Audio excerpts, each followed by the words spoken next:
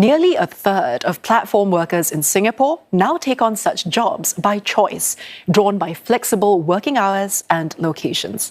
With the sector's growth stabilising, the Manpower Ministry says data on income and work patterns will guide new laws and efforts to better protect these workers.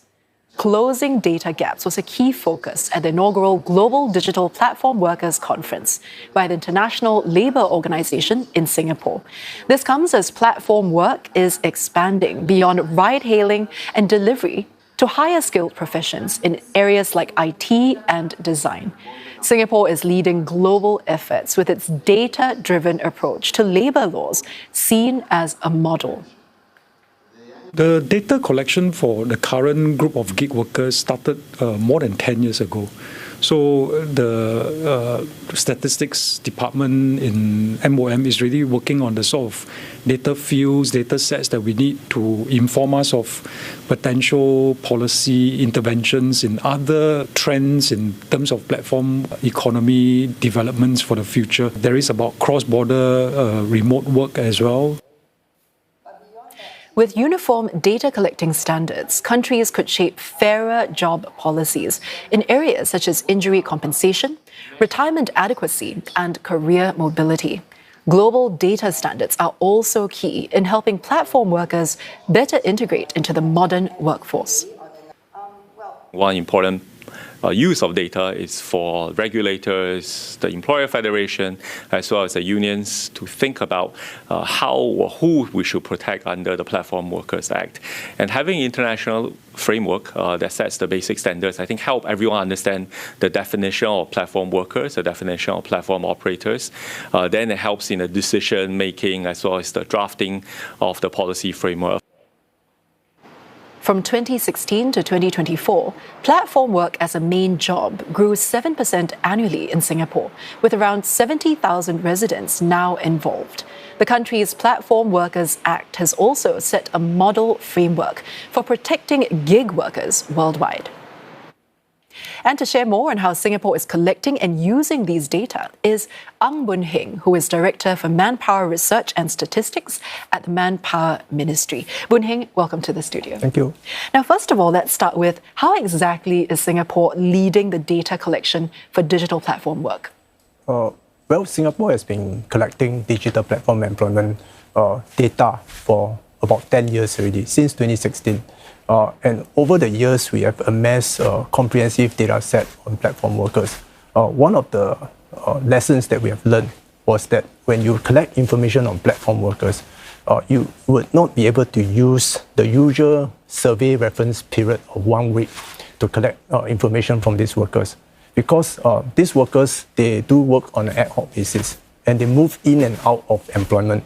So we needed a longer reference period of about a year to ensure that we have adequate capture of this group of workers. So with that information or with that change in the methodology or with that extension of the reference period, we were able then to have information that was useful to us. But at the same time, we were also able to then share this experience with our international partners, the international statistical agencies, when they started to deliberate on how they can come up with standardized measures to collect platform employment. Yeah, and speaking of which, how then did you work with these international stakeholders to standardize the data? Well, we are always in active discussions with them. So we have in an expert group meeting, which we participate in actively. So the expert group meeting consists of countries from all over the world, including the US, Finland, and also it is something which also involves the Employers Federation, the International Employer Federation, as well as the worker unions. And we then share with them our experiences.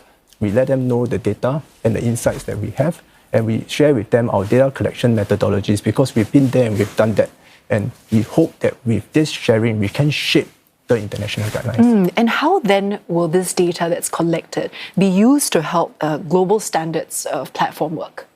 Well, we hope that with that information that we have collected, first we provide the insights to the international community to see how platform workers have evolved. but we also hope to share our experiences. So, for example, in Singapore, if you look at platform workers, it's really beyond just riders and drivers. When we collect the information, we also realize there's this growing group of professionals who are involved in platform work, in IT, in consulting, in design. And we want to also help this group of workers grow. So we don't just want to look at protectionism or protecting this group of workers, but we also want to help them to grow. We want to help them to take on upskill and improve in their careers. Yes, and speaking of that upskilling, right, are there new types of data that we're looking into to collect as platform work starts to move into these more higher skill areas, as you say? So we are looking at different ways of bringing in new data from different sources.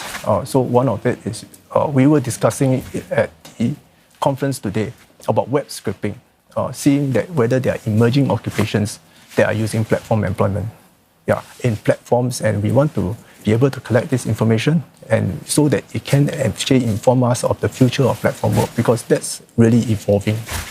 And how will all of this information, right, and data especially, influence Singapore's ability to design a better protection for platform workers? So if you look at what we have done so far, when we started off collecting platform employment statistics, what happened was that we were able to identify challenges from the platform workers in terms of retirement adequacy, in terms of their housing needs, in terms of their healthcare needs. And so we were able to then know from the data that we collect how we can have targeted measures to help this group of workers. So we will have to do the same for any emerging form of employment. And what areas of improvement then in data collection is Singapore currently working on? And how will that also allow for a better formulation of policies to support these workers? The world is always changing. The labour market is always changing. And we are looking at different sources of information. So we were also discussing the same thing this morning. It's no longer sufficient to rely on just survey. And we need multiple sources of information from the web, from administrative records. So in the past, we just look at survey as a single source and we take it from there. But survey is no longer adequate. And so we need to look for multiple sources of information to actually help us to build up a comprehensive data set to know what has happened in the past, what's happening now, and what's happening in the future. And what are those multiple sources, would you say?